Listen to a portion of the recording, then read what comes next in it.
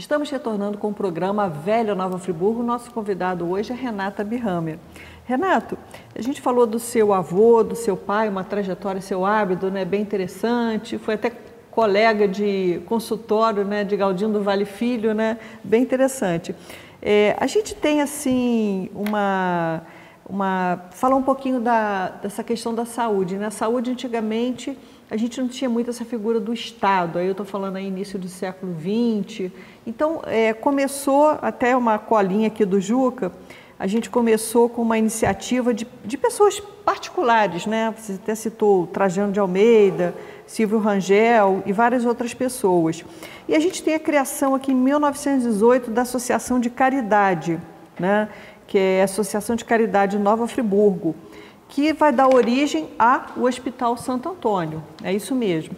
E o Hospital Santo Antônio chegou um período em que ele tinha uma administração de pessoas particulares aqui em Friburgo, empresários, como eu falei, a gente não tem essa figura do Estado. Você chegou a participar desse grupo? Eu participei como médico do hospital, né? O Hospital Santo Antônio, o atual Hospital Municipal Raul Sertã. E nessa ocasião, né, logo quando eu vim para Friburgo, eu procurei ingressar no Hospital Raul Sertã. Naquela época não era Raul Sertã, às vezes nós somos distraídos pelo nome, né? Era o Hospital Santo Antônio, que pertencia à Benemérita Irmandade da Santa Casa Misericórdia de Nova Friburgo. E você fez parte? E eu fiz parte. Um grande período, né, da minha vida, eu trabalhei no Hospital Santo Antônio, né? E eu tenho gratas recordações e vi pessoas dedicadas mesmo, largaram tudo para se dedicar ao hospital, à Santa Casa. Isso é um exemplo que deve ter ficado também para as nossas gerações, as gerações futuras, né? Que as pessoas procuravam participar da solução dos problemas, porque o Estado não dava essa atenção, né? O Estado não tinha essa atenção. Então, a iniciativa privada, através das Santa Casas, existem Santa Casas em todo o Brasil, né? Algumas estão em excelente situação, né? Como a Santa Casa de Misericórdia de Porto Alegre, né? E lá tem o Instituto Pereira Filho, que é um dos institutos melhores de pneumologia do Brasil, e funciona bem. A Santa Casa do Rio também sempre funcionou, foi uma escola, né? Infelizmente, passou por um período ruim há poucos anos, né? Agora está se recuperando. E nós tivemos aqui a Santa Casa de Misericórdia Nova Friburgo, que era administradora do Hospital Raul Sertã, né? Tinha o seu provedor, tinha seus irmãos lá que participavam dos conselhos, e a Santa Casa oferecia à população de Friburgo um hospital em excelentes condições à época. É interessante, então, para as pessoas mais jovens até entenderem, de início, a saúde estava nas mãos da própria sociedade organizada, não é isso? Porque o poder público não participava muito, né? Uhum. Aqui em Nova Friburgo, nós tínhamos o Hospital Raul Sertã, tínhamos o São Lucas, que era particular, e só. E a maternidade, que era da LBA, Região Brasileira de Assistência. E, né? Renato, de onde vinham esses recursos para a manutenção desse hospital, quando você estava nessa gestão? Olha, ali havia um convênio com o serviço público, né? E havia os institutos de previdência. O INAMPS, que é um dos institutos, que é o instituto dedicado à saúde, praticamente era o que elaborava todos os projetos e programas da saúde, porque 80% da população eram segurados à Previdência naquela época, 20% não tinham. Mas a Santa Casa tinha todos, indiferentemente.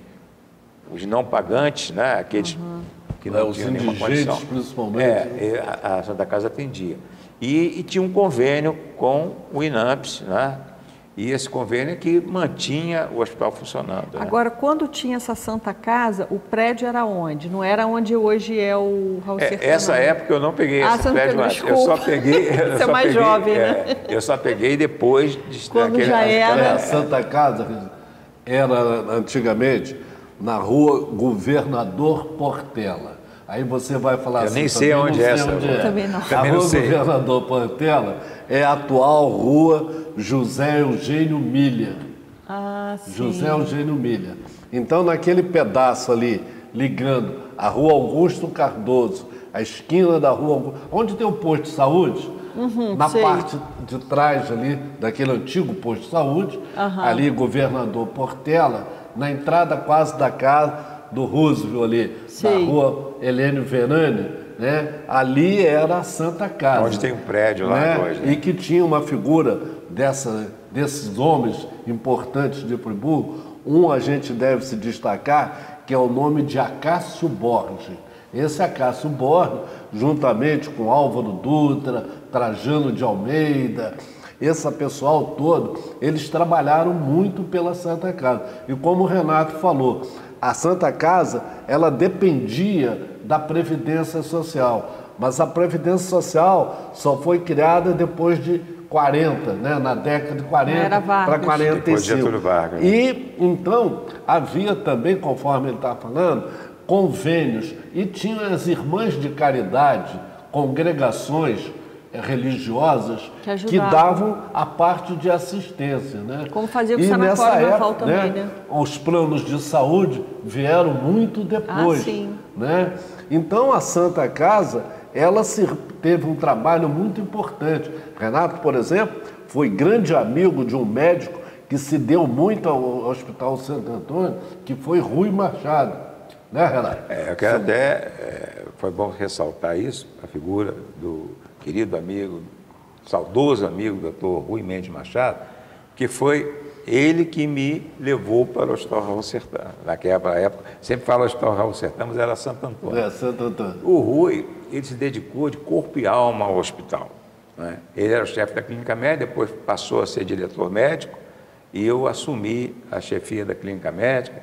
Eu me lembro que a clínica médica tinha aquelas 4 enfermarias do terceiro andar, nós estendemos outras enfermarias, ocupamos uma antiga ala de pediatria, a pediatria foi para o lugar que é hoje, né?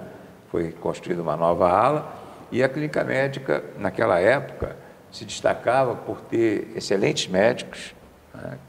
Ali nós atendíamos, cada médico atendia um grupo de pacientes todos os dias, não tinha esse negócio de rodízio não, só fim de semana que tinha rodízio, segunda a sexta, cada um era responsável. Então, a relação médico-paciente era firme. E nós tínhamos ali um centro de estudos, saudosa memória, centro de estudos. Eu vejo que hoje nós não temos mais isso, né?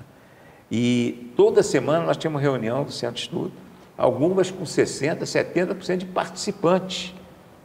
As pessoas que estão assistindo hoje esse programa não vão acreditar. 60%, 70% de participantes. Uma reunião noturna no centro de estudos do Hospital Santo Antônio. Tinha. E a clínica médica, além do mais, fazia uma reunião nas sextas pela manhã com a sua equipe de clínicos, onde eram discutidos os casos. Então, o padrão ali naquela época era muito bom. Nós tínhamos um raio-x que não tinha sido instalado. Nós tínhamos, primeiro foi o Dr. Edson Queiroz, né? Grande radiologista, que ele instalou aquele serviço ali de radiologia, que não precisava de um serviço de apoio. O Dr. Roni, saudosa memória também, foi pioneiro da patologia em Nova Friburgo, ajudou muito Friburgo, tem que se ressaltar isso, historicamente importante para Friburgo, porque o patologista trazia os diagnósticos de certeza, né? Juntamente com o Caçuga aí também, né? O Caçuga também, eles fizeram um trabalho extraordinário, né? Naquela época. Eles eram sócios, inclusive, no laboratório, mas o Dr. Roni atendia no hospital também, né? A patologia, fazia as autópsias, importante naquela época, né?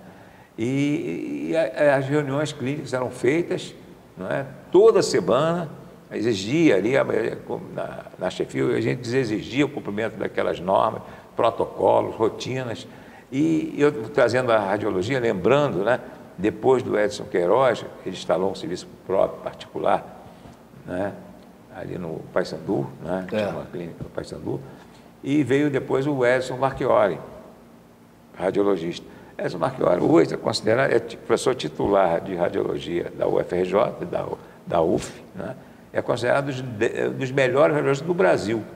talvez conheça mais radiologia torácica do Brasil. Ele Renato, esteve trabalhando no hospital durante anos, dando seu conhecimento, o engrandecimento da medicina, numa época que nós não tínhamos essas tomografias computadorizadas, não tinha nada disso. Tinha que se ater àquele exame mais simples. Renato, nesse período também, você está falando dessa importância desse centro de estudos, foi também a criação, ela trabalhava aquela dona Judite, que era enfermeira. Dona Judite foi a escola de enfermagem, a escola de técnico, de auxiliar de enfermagem, né? De técnico de enfermagem, que hoje continua funcionando muito bem. Agora ligada à Secretaria de Educação, mas funciona. Um dos melhores cursos, né? Foi Dona Judite, pioneirismo da Dona Judite, né? Sozinha ali com 2 ou 3. Agora não, agora tem uma equipe de vários profissionais e funciona muito bem. E só para a gente lembrar, a gente está falando Hospital Santo Antônio e Hospital Raul Sertã. A gente se confunde, né? Não, já que a gente está falando da memória, né, das pessoas que construíram a história dessa cidade, o Raul Sertã foi um grande por isso que leva o nome do hospital de Santo Antônio. Passou para Raul Sertã porque ele doou o terreno onde hoje é o hospital que leva o nome dele. Além de outras doações também, né? No campo do Friburgo, né? Não, ali foi comprado, mas foi da família dele. Da família? Foi comprado? E depois, mais tarde, o Friburgo comprou o terreno, eles eram líderes, os 2 filhos do Elisa Sertã, Mário Sertã e Raul Sertã. Mas, de qualquer forma, com relação ao hospital, foi uma doação que ele fez. O Mário era médico, né? Mário também. Por isso a gente teve essa mudança de nome. Raul era médico. Tá, a gente vai fazer um breve intervalo e daqui a pouco a gente retorna. Hoje falando sobre medicina, né, e médicos e poder político também, que a gente vai falar sobre isso no próximo bloco, né? Espero vocês.